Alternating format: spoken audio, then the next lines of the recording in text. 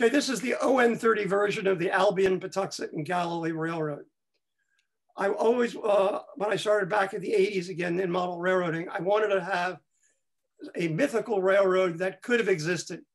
Albion, which stands for like English component, English myth, because Albion's the legendary name of England, but that's also where the textile factories were made. Pawtuxet would be an Indian name, but a stand-in for Providence. And of course, Galilee with the Puritans and things like this.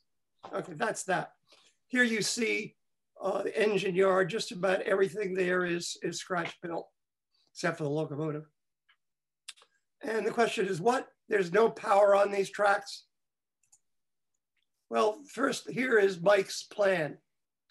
The way it worked is Mike said, if you should really work in a larger scale because you love detail. And I said, okay, I ripped up my railroad. You wanted me to work at a larger scale.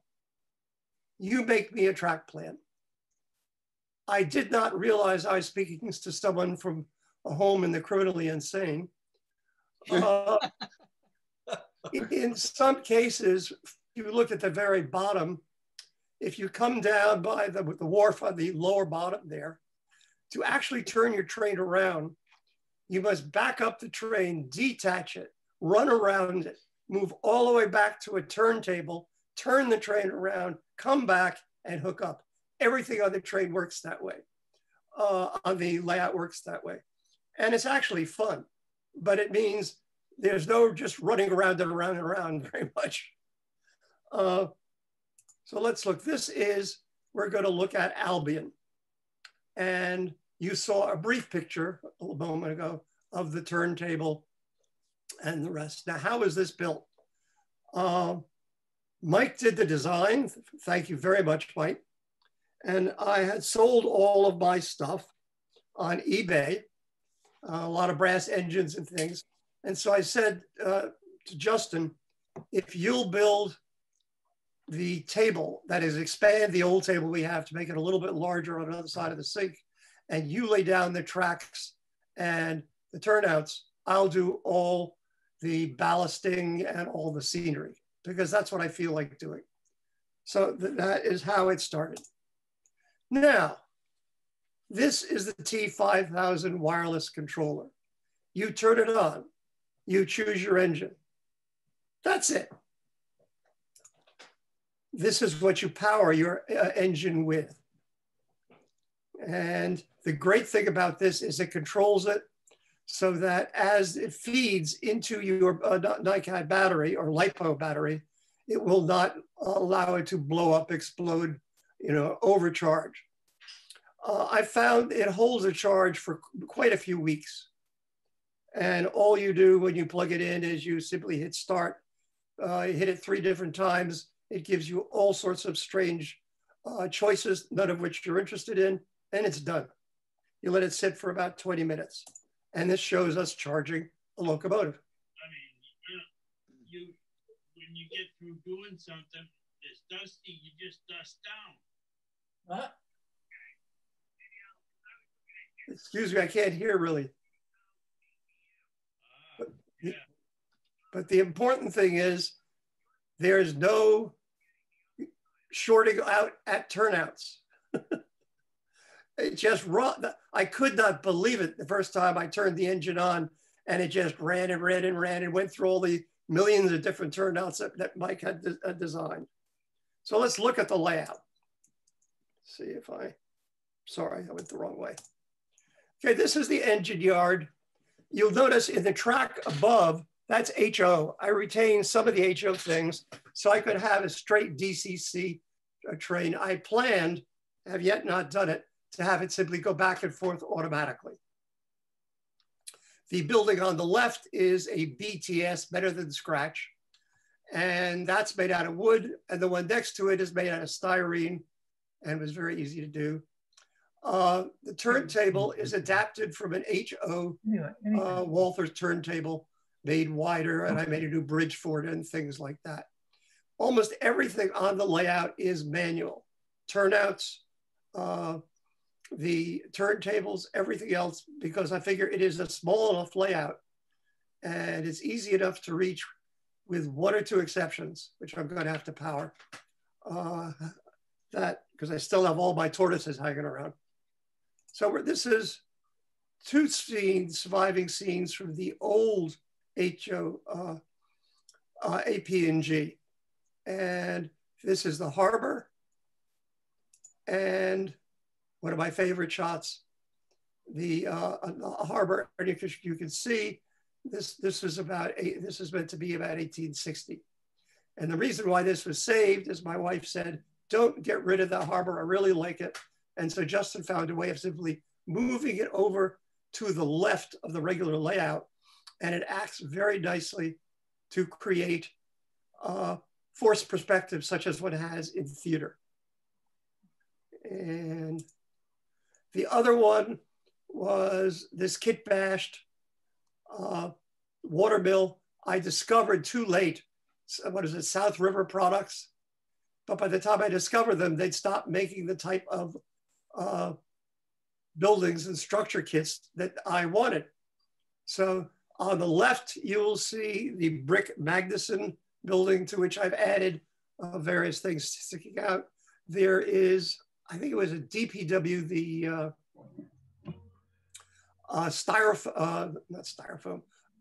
Hydrocal buildings. And there's another building in the back that's scratch built, and I made a tower between them. And I had a lot of fun doing this. And down at the bottom, you see a fisherman. He is my pulmonologist who sort of keeps me alive most of the time. And he's a passionate fisherman. So we've got him working away there. Everybody gets a chance to get in. Okay, now we're back at the On30. And this is one of those incredibly generous but slightly ambiguous presents that one gets from Mike Tylick. This is a beautiful engine.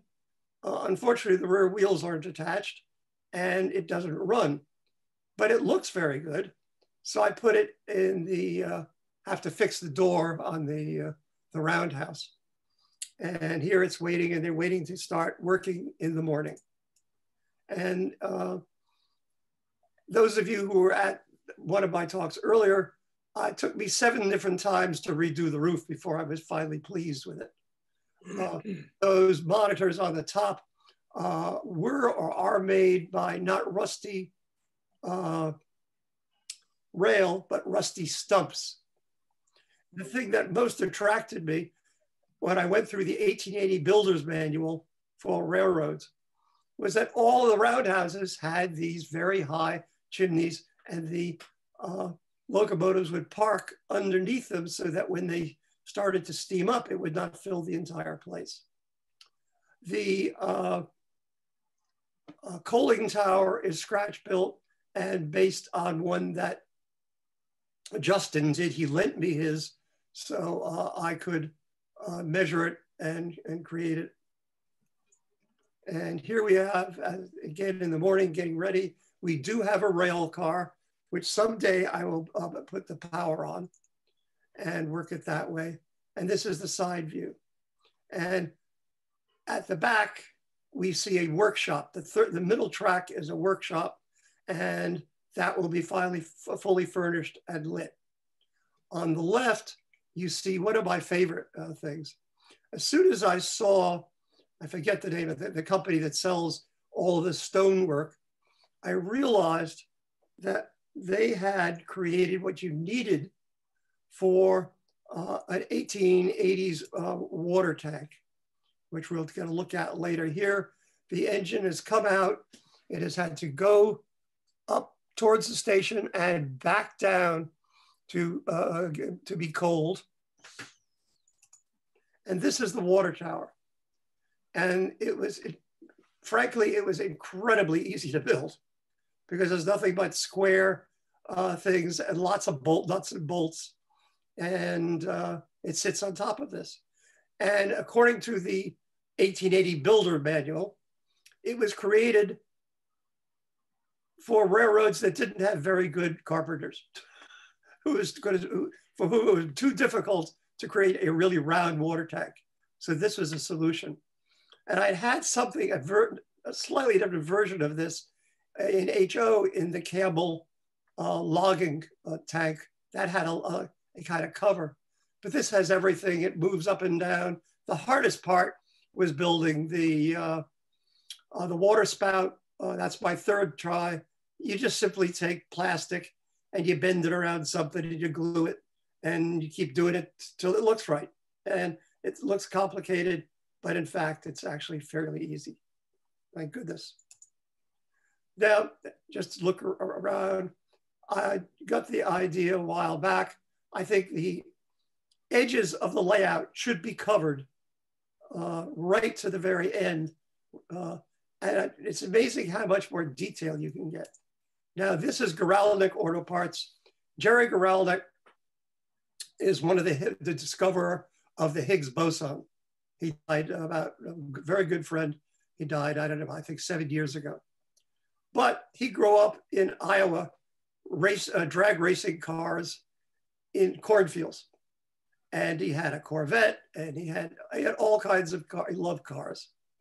So I figured he would be perfect for Guralnick Auto Parts. And with the bashed up car, you see one of my finer attempts at careful model building. I went to CVS and I saw they had a 1957 car for something like $5.99. I figured, okay, it's a metal car. I'll take it home. I'll push on it with my thumbs. It'll be okay. I finally put it on the workbench and took a sledgehammer to it. And that's how it got all bent. And then, of course, I weathered it a bit. Compared to pasting millions of little bolts, this was a very easy job. Now, this is an O-gauge version of the crossing guard station for the original AP&G. One of my favorite books is, there are two old Kalmbach books about basically cheap and easy models to build. And I built quite a few of them. And they're a great way to start scratch building. And because they're easy. A lot of these little details, like the canister and the probably oil can, gas can, comes from Rusty Rail. I find very handy. Here we are finally at the station. And we've got the Godfather in the Godfather Cadillac, again, $5.99, walking towards the train station. And this is train station. Unfortunately, it is very ambiguous. It is made by Atlas. If you search carefully, you can find it online, but Atlas doesn't list it as one of their products. It's, I think, really a beautiful job by Atlas, not me. It's fairly easy to assemble.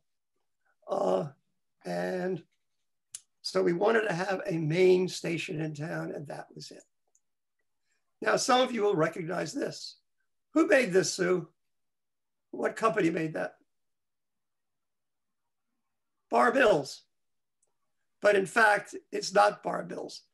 I have a habit of looking at Bar Mills structures and scratch building them. Usually when I'm in the midst of something I just can't seem to get done, I was having so much trouble with my roundhouse. I said, this looks like a real easy model. And it turns out most of the model is in the form of signs and little accoutrements. And this is a Pepsi machine. I'm going to change this to a sidewalk soon. But you see the factory district in Albion. Now, the area on the extreme right, which is nothing but a sheet of plywood, this is going to be covered by a 40-inch long factory, which will be Rhode Island Dye Works, which is a subsidiary of P.J. Mactaz and Son, my father-in-law's factory. He used to do recycling and dyeing. So I've started that. I've had to buy batches of 24-inch sheets to put it together. It's going to be, I would love to have it in brick, but I find putting the windows in a good brick building from scratch is a lot of work. And I decided the old building was probably clapboard anyway. It's going to have a central tower, and that's the next project. I've got it about a quarter done. And this, of course, is Yet another Bar Mills lovely kit. This is the liquor store. And again, in most cases, you can get the signs out on the internet. So we keep going, and this is the, I suppose, the latest building. This is a Woodland Scenics kit as opposed to one of their built-ups. And I have to say, I thought it was a beautiful job. It was easy to do. Some of the painting, whenever you spray the brick and then you have to paint the windows a different color, it's always a pain, but it was really beautifully put together. And again, with my love of these old cars, I found a J.C. Cobbler to go with that. Going through Albion, this is at night. Most of the buildings are illuminated and furnished. And let's keep going. Now we're looking now towards those buildings from far away at the station. And in the back are the Miscamacut Metalworks. Justin is, as you know, people are always giving Justin stuff and saying, pass it on. Apparently, Downtown Decca, years ago, made a very large roundhouse. And I had about a third of it. And I actually wrote to the guy who said he bought it, but he didn't have any of the old stuff left. So on the right is a scratch built building, and you can't see it, but the most difficult part was actually scratch building or kit bashing the windows that would fit inside there. Because I took some HO warehouse windows, cut them up, and put them together until they fit. So this was actually one of the very first buildings put on this part of the layout. And now we are moving across the HO On30 gauntlet, the bridge crossing the sink, and to Mike's second part of the plan. And of course, this is the Kirkham Chasm, famous because this is the point at which you get into Doctor Who and you move from 1880 to 1953. You will notice yet another one of those very, very basic scratch building projects. And the background is something that Justin discovered. It's sort of like a soft, not rubber, but it's some sort of plastic compound, and you can actually bend the wall. And it turned out to be the perfect thing. And over the top, you see the HO trains running. Now back to the 70s and 80s. Here again, we cross it. George? Yes? Perhaps for the benefit of the uneducated among the group, you should explain that the Doctor travels in a TARDIS, which is permanently stuck in the form of a 1950s police box. Thank you very much. Which is bigger on the inside than it is on the outside. Yes. In fact, it is gigantic on the inside. The background is a Keebri thing that I've used for years on and off as a photographic background and stuff. Thanks, Steve. Okay, I wanted to build a freight house, and I also wanted a crane. It turned out that BTS was doing the HO crane, but not the O gauge crane. So I did the hell with it, and I just put it together. I actually have the traveling crane that will go along the rail at the top, but I haven't put that together. But the more interesting thing is the freight house. I couldn't figure out exactly what I wanted it to do, but I wanted it to match the old station, the 1950s station. So I reversed it, took off the bay window. I cut out the back and created a room which is filled with cargo, and again, illuminated it. And I thought it came out rather well. But Justin had the very good idea, why not have this as an interchange track? So we have O gauge, a real full O scale on the right, and on the left we have the tracks for ON30. And this is, and you'll notice the enormous size on the left here of the brake wheel, which is the way they were back. This is a Pennsylvania Railroad thing from the 1870s, if I believe. Yes, that's what it says, so it must be true. They're lovely kits to build. There's one problem. It is very, very difficult if you build 1860s and 70s cars to find the correct trucks. And sometimes what you have to do is solder them all together. I didn't solder these, and I think these are probably improper. I have a pair I have to put on, I haven't done yet. And this now is the station in Pawtuxet, which is behind the freight house, and I wanted it to match. But I decided to put it on a piece of plywood and then do a board by board plank, scratch built coal holder, and a really beautiful Bar Mills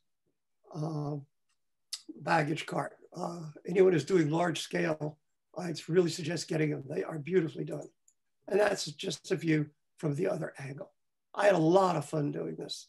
This was great. Some models you agonize over, and some they sort of go together. And you don't make too many dumb mistakes along the way. So that was good. Past that, we have, if you notice, General Post Office, that is actually British. About probably 40 years ago, I got a whole bunch of sheets, and they were like dirt cheap, like, you know, $2, $3 of city things. And I use some of these as the background buildings that you see between. Since I took this photograph, you can see the wire showing, I have since put in plank sidewalk with women dressed in the proper 19th century costume. But we have the top of the headquarters of the APNG Railroad, and down below we have furniture.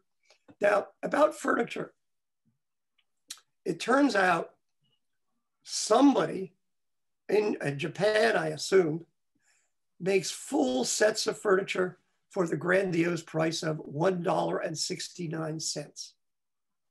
They have about 5 different rooms. Apparently, if you get them painted, I think they cost $3.69. But since they're painted brown, I don't understand what this is about, but I don't care.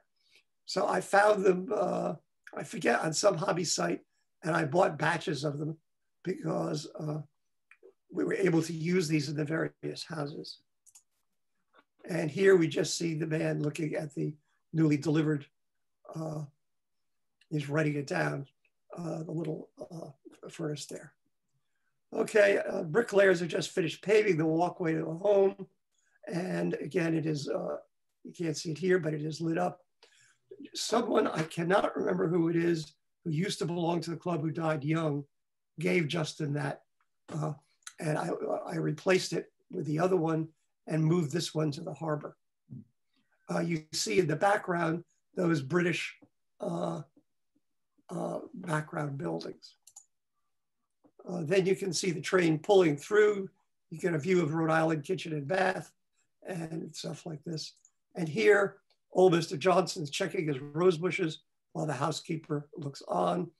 We've got some mine cars sitting there on the siding. I have absolutely no idea why I bought them, because I don't have a mine, but I figured, well, why not? They were cheap. And this is another view from another angle. You can see how the houses are done. This is one of my very favorite scenes. And I had built the forge 30 years ago, but I built several other kinds for rail cars and things. And I didn't know what to do with this. And then finally I built a building, and I couldn't get the doors right. And Jim Kirkham said, you know, use sliding doors and you'll solve the problem. And voila, there it is. These are figures that I cannot remember the name of the company. They are exquisite figures. They're probably something like $5 to $8 a piece. The horse, the guy shoeing the horse, and the blacksmith, they all come unpainted. And if you follow their stage, it's, I think, a 30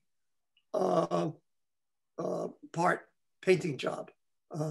I gave up after about 6 or 7, and I think so, it looks okay. In part because I think what I consider the forced shadow that some of the military painters do, where you paint it slightly later, it looks a little artificial. but also I'm lazy. Okay, here we have the remains of the mill. And the train is just about to pull across the trestle to the next part. And this is an early stage before I filled in the water, and you'll see what happens later. I'm sorry. Does the sound come through? Okay, we have the running stream. You should know that. Okay. Now we have, this again is Mike's plan. That is their saved water mill, the river, and now we have a logging operation. And that's the Glanville Lumber Company. I don't think anybody remembers Joe Glanville. He was an elderly man, probably in his late 70s, who in East Providence had the smallest possible hobby shop behind his daughter's gas station. And he was very, very helpful to me as a modeler. And he actually sold me for $35 an exquisite brass edge that didn't work. And I finally had it remoted and it was perfect. So I decided to name and I had decals made. Unfortunately, when I sold the railroad, I gave the guy the decals. So this is what we see. I used to go down every Saturday, spend my allowance in that little shack. He had more stuff stacked up than you can imagine. He was such a nice guy. Yes. So this is a view of the kitchen and dining car as a new coal stove. If you'll see there is being delivered.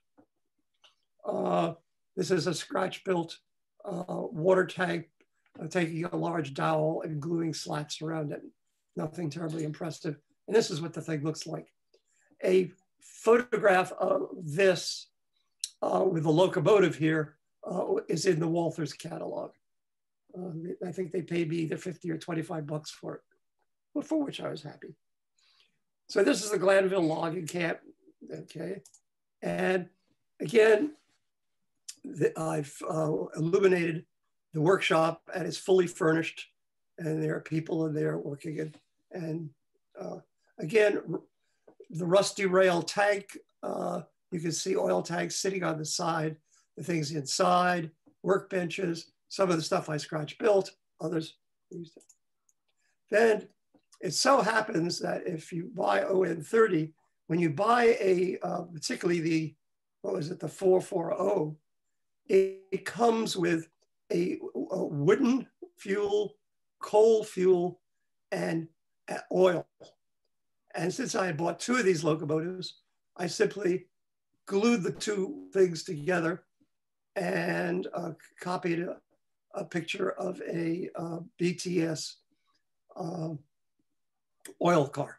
I should really stencil or something oil car on it. The difference between my oil car and theirs is that their tanks are faced at a 90-degree angle and have more tanks. And here we have the log cars and crew cabins. The one on the left is made out of scored 1/8 ply, Baltic ply. The one on the right is all plastic. I love to go back and forth. I like the way the surfaces and the colors you can get by using dyes as well as weathering powders and other things. And I built several of my buildings with dyes rather than paint. But I like the way styrofoam assembles. So I sort of like one building one way and one building the other way.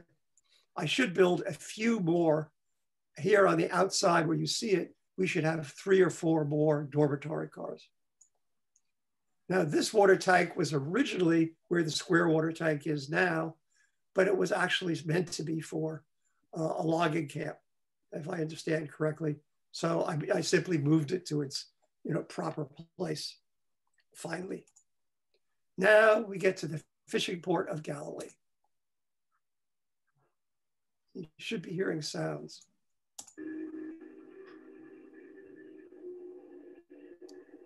Yes.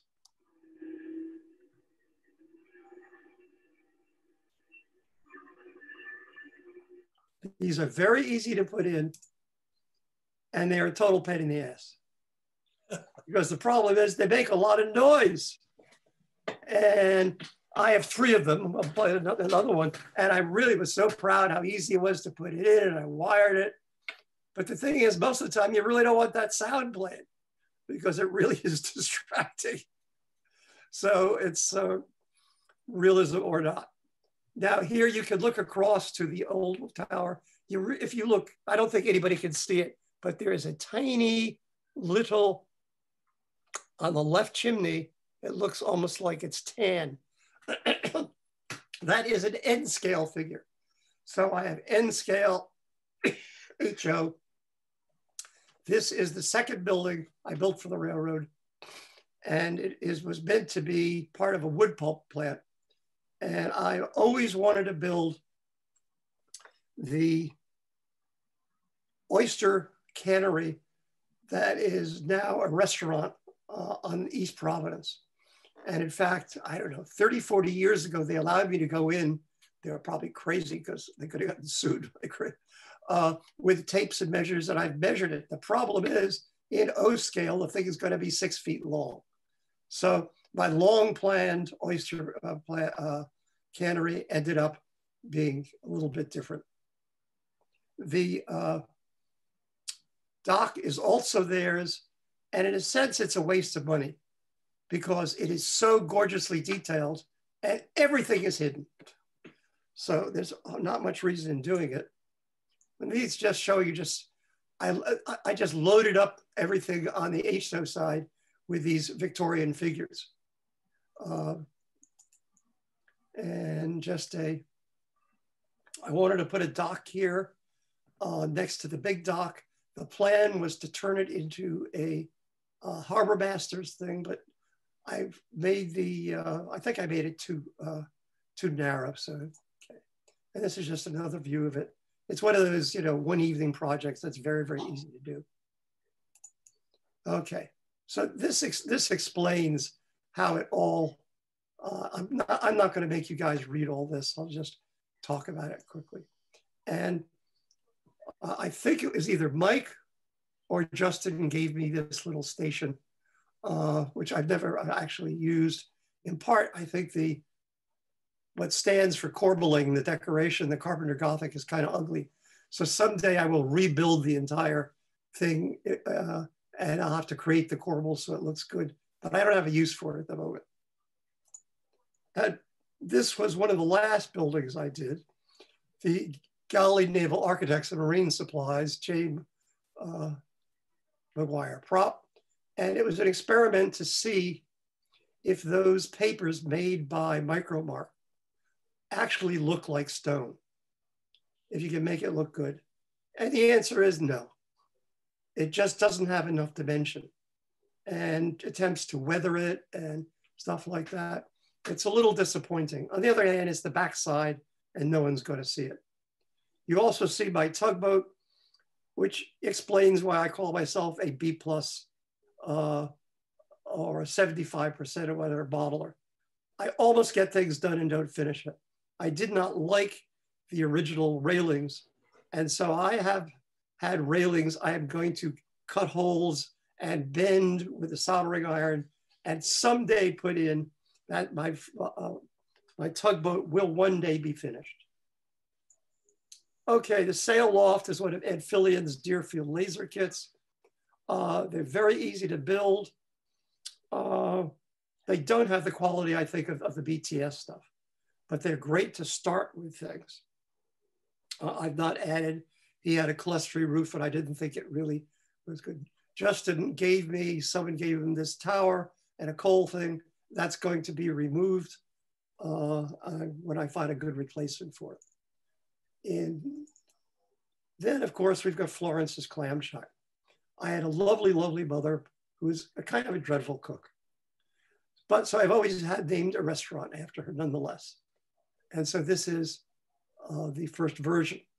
And you'll see I later moved it back farther. Again, the posters that we find, they're all on the internet and easy to print out.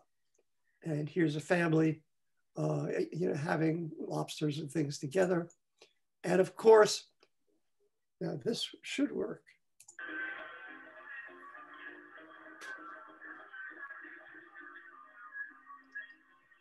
This is, of course, Wicked Wanda's. And Ruth had a best friend named Wanda, so she wanted me to buy it. But of course, once I bought it, I decided it had to be called Ruth's Palace of Pleasure. I sold the HO version, I think, to Jim, who prudified it, shall we say, cleared it out, no more naughty things. And here, I thought the women were actually meant to be wearing undergarments, but people looking at them and say, they don't have any clothes on. Well, I don't know. I bought a whole bunch of figures. You can buy unpainted figures in a lot of 60 from Prizer, HO. They're really a bargain.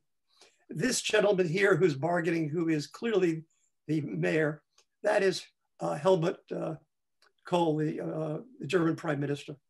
I also have Queen Elizabeth and Indira Gandhi and other people scattered around the layout. And next to that, I scratch built this. And I wanted the guys to be working on a roof. I think I left that part out. Oddly enough, one of the more difficult buildings that I built was Isaac Walton Fish Brokers. And the little fish is something one of my kids found. You put a quarter in a gumball machine and it comes out. And I've used that over and over again in models. And if you look at those lovely boxes, they're right next to the door. Somebody help me out. Steve, who did these? The little boxes? The boxes and Andy, sorry. Yeah, Andy. Andy's, they are just gorgeous. Yeah. I've got a batch of his stuff. Yeah. Yeah, and Andy's website or company is Train Troll. Right, that's exactly right. Thank you. I still have to do his slogan, the bizarrely named cart that is supposed to be delivering these things. I should also point out that the guy who does Rusty Stumps actually has cast fish, or that are the right size. And I actually have a box of fish in close up on the dock, you can see. Now, this is, again, stolen from the obvious source. And it's styrene and some scratch building. And again, the Narragansett thing comes from the web. And again, the powerhouse for this is fully furnished and lit. And what I'm going to do, though, is move it at a right angle and shove it back out of the way. I needed to create something interesting at the beginning, but as you build more buildings, you realize you've messed things up by putting them in the wrong place. Well, now we come to the end. And this is the tourist train that has come in the 1950s to observe the effects of the legendary McGuire-Erickson tank car disaster. Now, the story goes that Justin and Steve were arguing about the proper apportionment of jobs in the Democratic and Republican parties. Unfortunately, Sue, who was there, reports that actually what was happening is that Justin was trying to demonstrate he could run the train with his left hand and mix a martini with his right. And this is the result. Providence Dye Works train fell in the water. You've got a whole bunch of people crowding around, and this poor guy is down in the water trying to, attach something to maybe get some. I need more people. You've noticed that some of the people have top hats. I've discovered if you cut a sprue just right, you get a great top hat, and it costs nothing. My wife said, "What is this piece of junk?" I said, those are top hats. Don't throw that away. And here again, a little closer look. And then finally the last picture, and we can get an idea. Now in the old HO layout, you could actually run behind the trains, behind the mill, And actually I was going to cut a hole and have it come around in a big circle, but we never got that far. So thank you for your patience. I hope you enjoyed this.